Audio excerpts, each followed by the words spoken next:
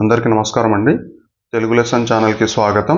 Telangana TET కోసం తెలుగు సబ్జెక్ట్ను పూర్తిగా అవగాహన చెందించాలనే ఉద్దేశంతో ఏర్పాటు చేయబడిన ఛానల్ ఇది.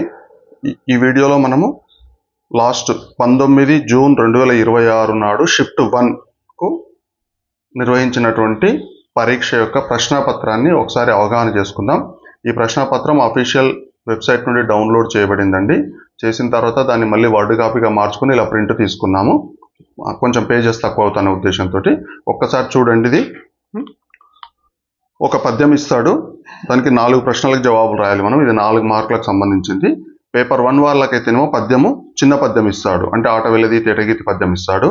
అదే పేపర్ 2 వారికి అయితేనేమో మొత్తం వృత్త పద్యం ఇస్తాడు. పేపర్ 1కు పేపర్ 2కు తేడా పెద్దగా ఏం లేదండి. పద్యము గద్యము ఏదైతే ఉందో అది సైజు తగ్గుతుంది అంతే, మిగతాదంతా కూడా సేమ్ టు సేమ్ ఉంటుంది. 9, 10 తరగతుల విషయాలు పేపర్ 1 వాళ్ళకి రావు. 6, 7, 8 వరకు వస్తాయి. ఒకసారి పద్యం చూడండి. ఒకసారి పద్యం చదివేటప్పుడే సగం అర్థమయ్యే విధంగా చదువుకోవాలి మనం. ఎందుకంటే పద్యం చదివేటప్పుడే మీకు సగం అర్థమైంది అనుకోండి, కింద ప్రశ్నలకు జవాబులు ఈజీగా ఫైండ్ అవుట్ చేయవచ్చు అనమాట. చూడండి ఇక్కడ, ప్రాణములొడ్డి ఘోర గహనాటవులన్ పడగొట్టి మంచి మాగాణములను సృజించి ఎముకల్ నుసిజేసి, ఇక్కడ నువ్వు ఉండాలి, పొలాలు దున్ని భోషానములన్ నవాబునకు స్వర్ణము నింపిన రైతుదే తెలంగాణము రైతుదే, ముసలి నక్కకు రాచరికంబు దక్కునే అంటున్నాడు. ఏమంటున్నాడంటే పద్యంలో, ప్రాణములొడ్డి ప్రాణాలకు ఎదురొడ్డి ప్రాణాలను లెక్క చేయకుండా, ఘోర గహనాటవులన్ అటవి విడదీసుకోవాలి. ఎక్కడైతే దీర్ఘాలు అలా ఉన్నాయో పదాలను విడదీసుకుంటే మీకు ఆ విరుపులో కొన్ని అర్థాలు తెలిసిపోతాయి. అటవి అంటే అడవి, ఘోర అంటే వెళ్ళరానటువంటి దట్టమైనటువంటి అని అర్థం.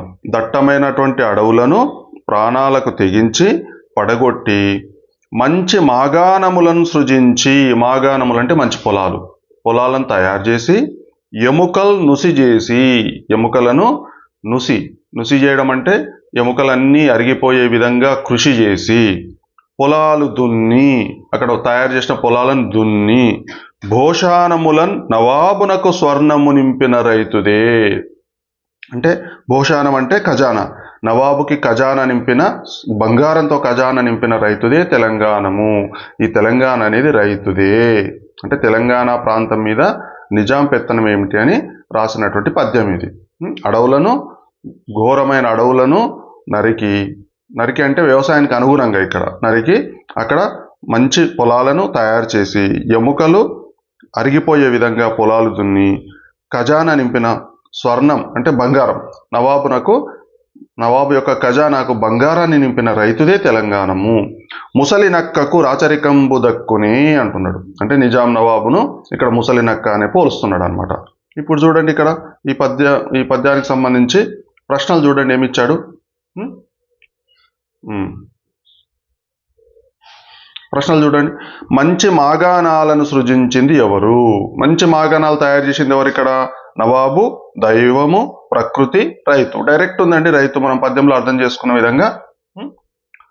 ఈ పద్యము ఎవరి కృషిని తెలుపుతుంది? ఎవరు ఇక్కడ కష్టపడ్డారు, ఎవరు ప్రయత్నం చేశారు, ఎవరు కృషి చేశారు? రైతు, తెలంగాణ, నవాబు, నక్క.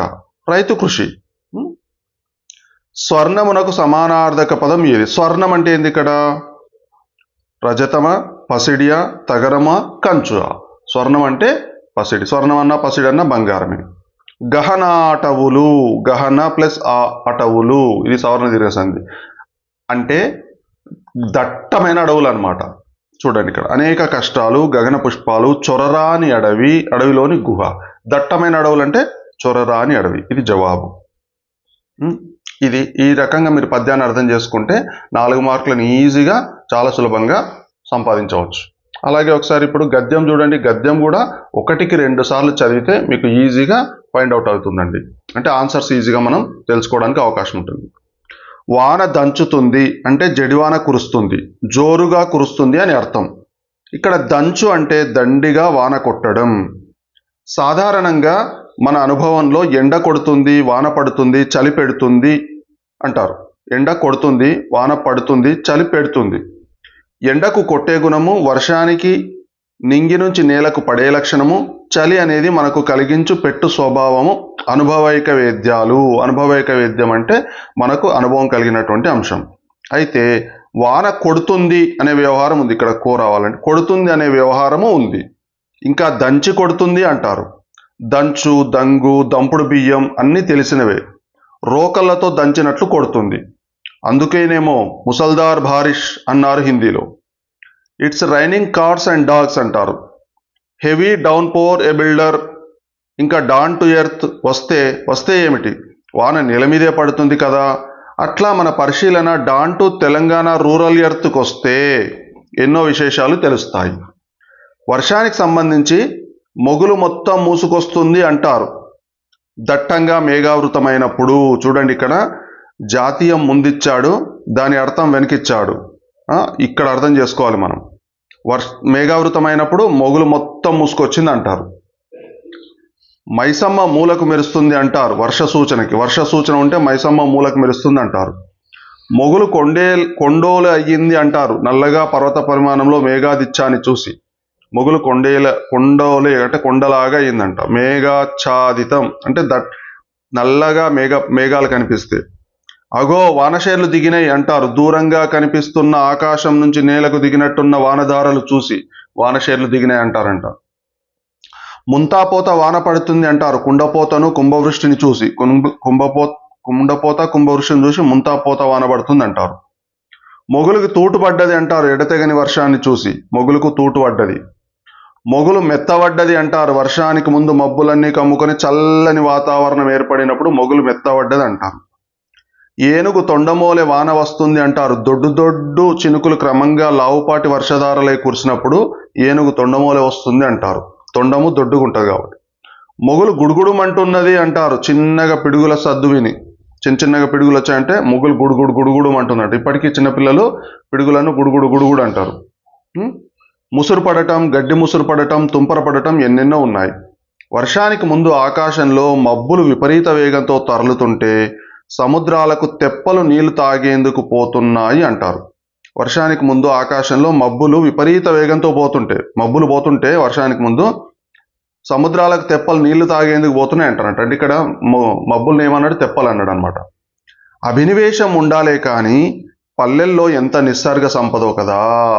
అంటే మనము చూసి ప్రతిస్పందించే గుణం ఉండాలి కానీ ప్రతి అంశాన్ని ఒక సామెతలాగా, జాతీయంలాగా చెప్పడం జరిగిందనమాట. ఇక్కడ దంచు, దంగు, దంపుడు వంటి క్రియలతో సమానమైనది ఏమనుంది ఇక్కడ చూడండి.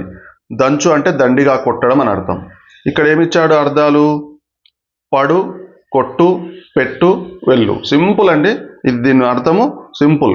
కొట్టు అనేది దీని అర్థం. ఒకసారి చూడండి, రెండవ చూడండి, రెండవ ప్రశ్న చూడండి ఒకసారి. రచయిత ఈ గద్యంలో ఏ ప్రాంత భాషా విశేషాలు తెలిపాడు? ఇక్కడ డైరెక్ట్ ఉందండి. ఏ ప్రాంత భాషా విశేషాలు అనేది ఎక్కడ ఉంది చూడండి. ఇక్కడ down to earth, heavy downpour ఇక్కడ ఉంది కదా. మన పరిశీలన down to Telangana rural earth అన్నాడు. తెలంగాణ రూరల్ ఎర్త్ అంటే మనము ఈ దాంట్లో తెలంగాణకు సంబంధించినటువంటి విశేషాలను తెలుసుకుంటున్నాం. తెలంగాణది. మొగులు మెత్తబడడం అంటే చల్లని వాతావరణం ఏర్పడడం, ఎడతెగని వాన కురియడం, మేఘావృతం కావడం, లావుపాటి వర్షం పడడం. ఇక్కడ చూడండి, మొగులు మెత్తబడడం అంటే ఎక్కడ ఉందో, మొగులు మెత్తబడడం వెతకండి ఒకసారి. నేను కూడా వెతుకుతున్నాను. ఇక్కడ చూడండి, మొగులు మెత్తబడ్డది అంటారంట. దేనికి? వర్షానికి ముందు మబ్బులన్నీ కమ్ముకొని చల్లని వాతావరణం ఏర్పడినప్పుడు. ఇక్కడ కామ ఉంది కదండి. ఈ కామ ఏంటంటే ఈ రెండింటిని కలిపే సంయుక్త పదం. ఇక్కడ కామ ఉంది కదా. అంటే కామాకి ముందు ఉన్నది ఇక్కడ ఏంది? సామెత చెప్పిండు. దాని అర్థం ఇక్కడ చెప్పిండు. ఒక్కొక్కసారి ఏం చేస్తారు, జనరల్గా ముందు అర్థం చెప్పి తర్వాత సామెత చెప్తారు. కానీ ఇక్కడ ముందు చెప్పండి, కన్ఫ్యూజ్ చేయడానికి. ప్రశ్న ఇచ్చిన తర్వాత ఆప్షన్స్కు కన్ఫ్యూజ్ చేయడానికి, మనం కన్ఫ్యూజ్ కావడానికి ఇది బాగుంది.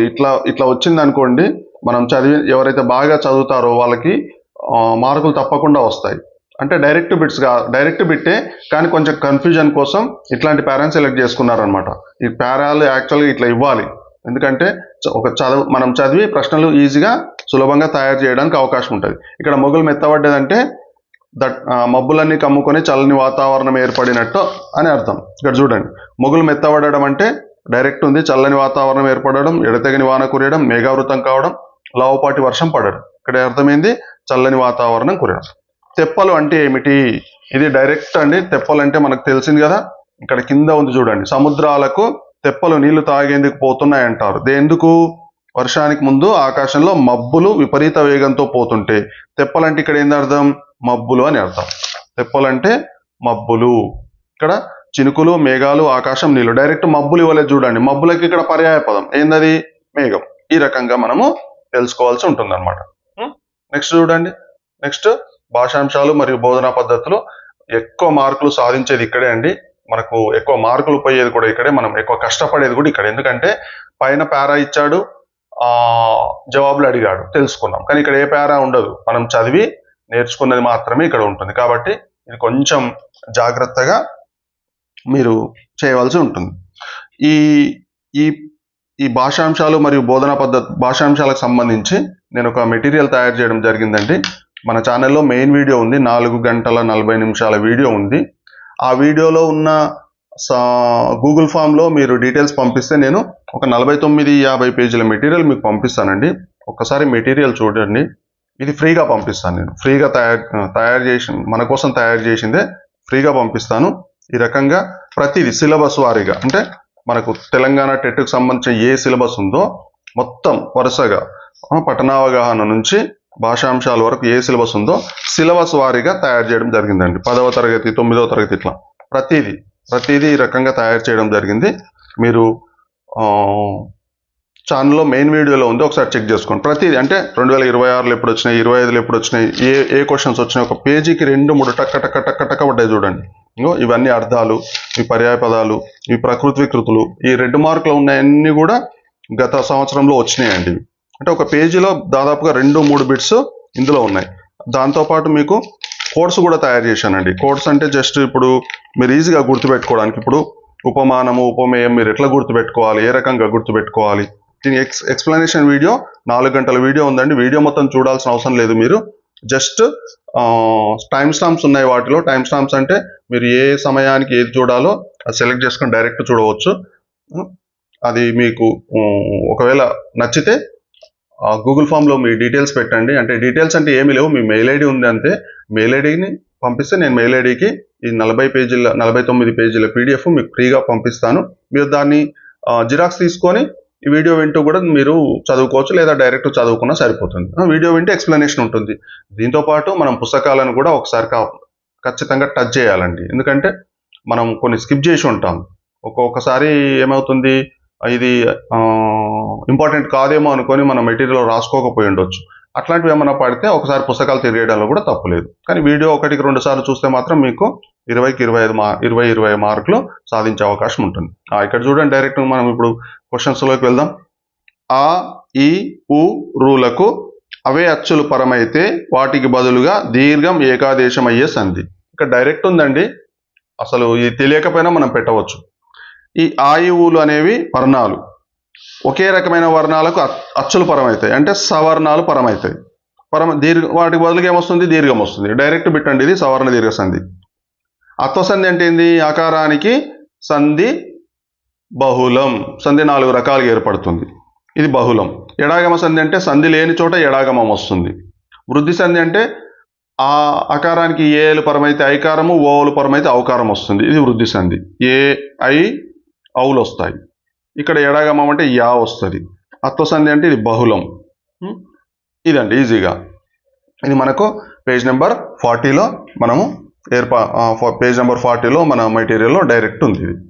నెక్స్ట్, మేనల్లుడు, మేనల్లురు 2 రూపాలలో సరైనవి ఏవి? మేనల్లుడు అన్నా మేనల్లురు అన్నా ఒకటేనండి. ఇవి 2 రూపాలు కూడా 2 కూడా సరైనవి. ఇది ఆన్సర్. క్రియ మీద బడు ధాతువు చేరిన వాక్యం. ఎప్పుడైనా సరే బడు అనేది చేరిందంటే అది కర్మని వాక్యం. కర్తరి వాక్యానికి ఏముండదు, కర్త కర్మ క్రియ ఉంటుంది, లేదా కర్త క్రియ ఉంటుంది, లేదా కర్మ క్రియ ఉంటుంది, లేదా కర్త క్రియ ఉంటుంది. కర్త కర్మ క్రియల్లో ఏదైనా ఒకటి ఉండి అది వాక్యం ఉంటుంది, అది కర్తరి వాక్యం. వ్యతిరేక వాక్యం అంటే ఒక పదానికి అంటే వ్యతిరేక క్రియ వస్తుంది.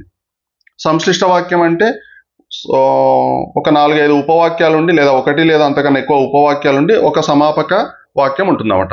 అంటే అసమాపక వాక్యాలు ఉంటాయి 4-5, చివరికి సమాపక వాక్యం ఉంటుంది, అది సంశ్లిష్ట వాక్యం. చంచలాక్షి ఏ సమాసం?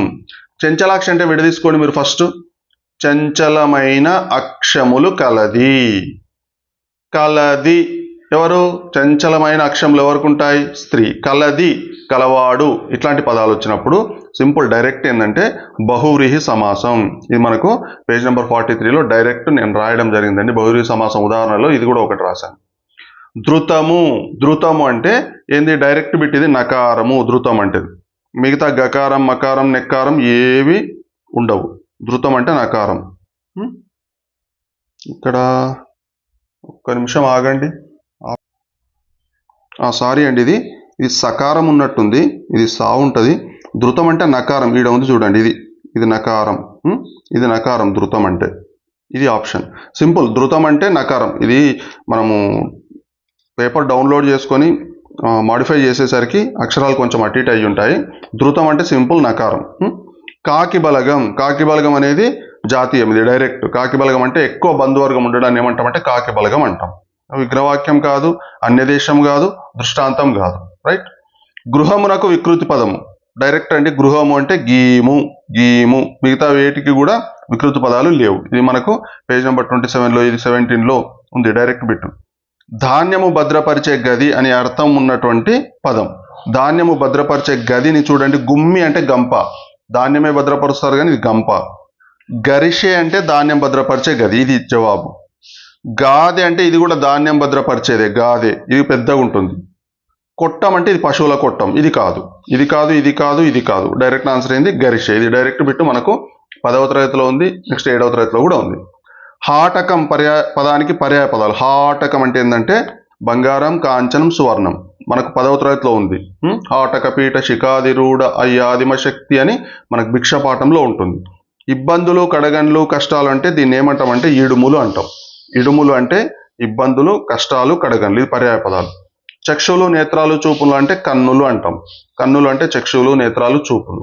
నెక్స్ట్ సంవత్సరం, ఏడాది, వర్షం అంటే ఇది సాలు అంటాం. సాలు. ఇవన్నీ కూడా మనకు పేజ్ నెంబర్ 24లో డైరెక్ట్ ఉన్నాయండి.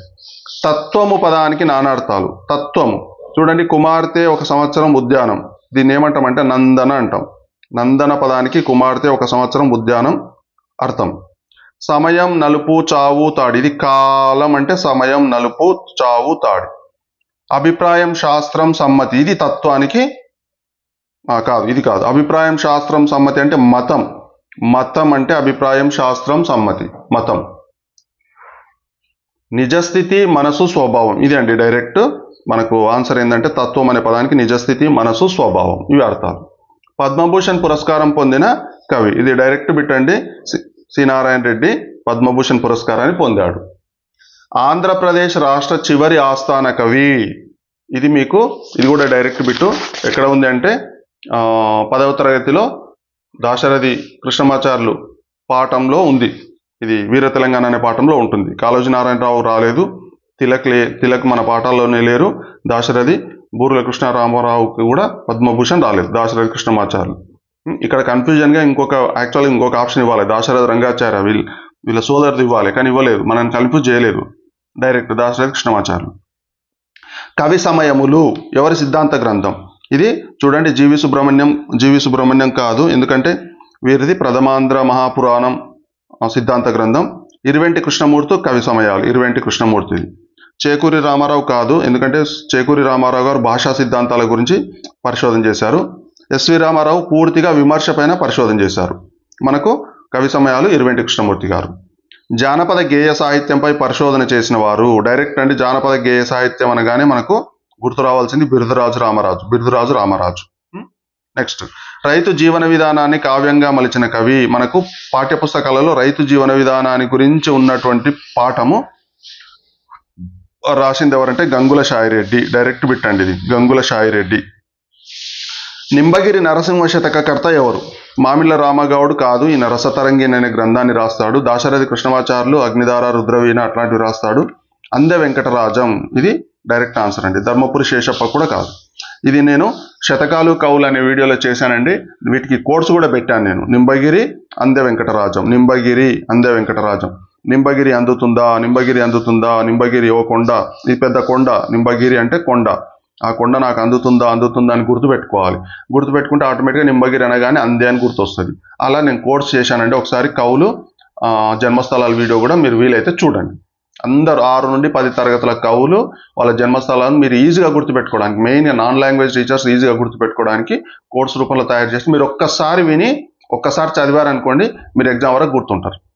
నెక్స్ట్ ఇక్కడికి ఇవి అయిపోయాయండి. ఇవన్నీ మన బుక్లో ఉన్నాయి. నేను తయారు చేసిన మెటీరియల్లో పేజ్ వారీగా ఉంది. ఇది 5వ పేజీలో, 6వ పేజీలో, 6వ పేజీలో, 11వ పేజీలో ఇలా. నెక్స్ట్ చూడండి, మనకేమొచ్చినాయంటే బోధనా పద్ధతులకు సంబంధించిన ప్రశ్నలు. బృంద స్ఫూర్తి ఈ భాషా బోధనా పద్ధతి యొక్క ప్రయోజనం. బృంద స్ఫూర్తి అంటే గ్రూప్ కావాలి. మనం గ్రూప్ ఏం చేస్తాం? గ్రూప్ ఇచ్చినప్పుడు, గ్రూప్ వర్క్ ఇచ్చినప్పుడు దేనికి ఇస్తాం? ఉపన్యాస పద్ధతికి ఇస్తామా, సంప్రదాయ పద్ధతికి ఇస్తామా, ప్రకల్పన ప్రాజెక్టు పద్ధతికి ఇస్తామా, వివరణ పద్ధతికి ఇస్తామా? అంటే ఒక గ్రూప్ అనేది ఏ పద్ధతిలో అవసరం? మనకు గుడ్డి గుర్తండి, ప్రాజెక్టుకు ఎక్కువ మంది కావాలి పిల్లలు, ఒక 3, 4, 2 కలిపి ప్రాజెక్ట్ ఇస్తాం. అంటే వాళ్ళందరూ గ్రూప్ ఏం చేస్తారు? దాని మీద సర్వే చేసుకొని నివేదిక తయారు చేసుకొని మనకు ప్రజెంట్ చేస్తారనమాట. నెక్స్ట్ గద్య బోధన ప్రధాన ఉద్దేశం. రసానుభూతి కాదండి, రసానుభూతి అనేది పద్య బోధన ప్రధాన ఉద్దేశం. మానసిక ఆనందం ఇది కూడా పద్య బోధన ప్రధాన ఉద్దేశమే. ఆనందానుభూతి ఇది కూడా పద్య బోధన ప్రధాన ఉద్దేశమే. భాషా జ్ఞానం మాత్రమే గద్య బోధన ప్రధాన అంశం. అంటే రసానుభూతి, మానసికానందం ఇవన్నీ గద్య బోధన ద్వారా రావు అంటే ప్రధాన ఉద్దేశం, మిగతా ఉద్దేశాలు అయి ఉండొచ్చు కానీ మనకు ప్రధాన ఉద్దేశం అన్నాడు కాబట్టి భాషా జ్ఞానం అంటే గద్యం ద్వారా భాష యొక్క జ్ఞానం అనేది విద్యార్థులు అభివృద్ధి చెందుతుంది. భాషా బోధనలో శ్రవణం, శ్రవణం అంటే వినడం, వినడం, శ్రవణం అంటే వినడం. గుర్తుపెట్టుకోండి, శ్రవణం అంటే ఏంది? వినడం.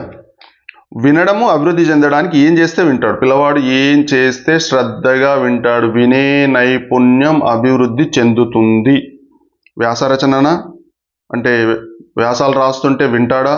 లిఖిత పరీక్షల కథలు వినిపిస్తామా, కవితలు రాయించడమా? ఇక్కడ చూడండి, రచన, పరీక్ష, రాయించడం ఇవన్నీ రాతకు సంబంధించినవి. వినడానికి సంబంధించిన ఏముంది ఇక్కడ? వినిపించడం, కథలు వినిపించడం. వినిపిస్తే పిల్లలు చూడండి, మీరు ఆ పాఠం చెప్పినప్పుడు కూడా చూడండి, చెప్పినంతసేపు పిల్లల అటెన్షన్ అటు ఇటు పోతుంటుంది. ఒక కథ చెప్తా వినండి అనగానే అన్ని సర్దుకొని కూర్చుంటారు. మీరు అబ్జర్వ్ చేయండి ఒకసారి, క్లాస్ రూమ్లో కథ చెప్తానండి అన్ని సర్దుకుంటారు, ఇట్లా సర్దుకొని మంచిగా అటెన్షన్గా కూర్చుంటారు. అంటే పిల్లలకి కథలు అంటే చాలా ఇష్టం. ఈ మధ్య పిల్లల స్పాన్ ఆఫ్ అటెన్షన్ కూడా చాలా తగ్గిందండి. స్పాన్ ఆఫ్ అటెన్షన్ అంటే ఏకాగ్రత వ్యవధి చాలా తగ్గింది.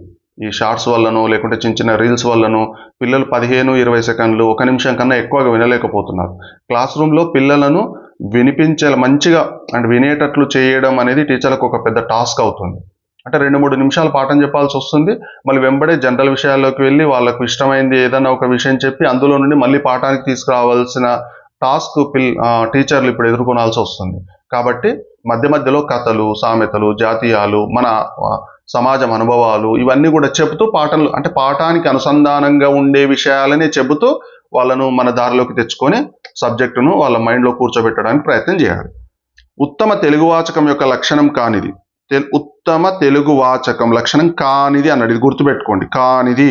మనం కన్ఫ్యూజన్లో ఏం చేస్తాం? ఈ కానిది చదవం, ఫస్ట్ రెండో ఉందనుకోండి డైరెక్ట్ పెట్టేస్తాం. అట్లా కాదు, 1-2 సార్లు మనం చదవాలి. స్పష్టమైన మరియు సులభంగా అర్థమయ్యే భాషను కలిగి ఉండడం, అభ్యాసకుల వయస్సు మరియు స్థాయికి తగినట్లుగా ఉండడం, అర్థవంతమైన అభ్యాసాలు మరియు కృత్యాలు ఉండడం, వినడం మరియు రాయడం నైపుణ్యాలను పెంపొందించే కృత్యాలు మాత్రమే కలిగి ఉండడం. గుర్తుపెట్టుకోండి, ఇది మొదటిది కరెక్టే. స్పష్టమైన మరియు సులభంగా అర్థమయ్యే భాష కలిగి ఉండాలి ఉత్తమ తెలుగు వాచకం. అభ్యాసకుల వయస్సు మరియు స్థాయికి తగినట్లు ఉండాలంటే విద్యార్థులు ఏ స్థాయి వాళ్ళు వాళ్ళ వయసుకు వాళ్ళ స్థాయికి తగినట్టే ఉండాలి.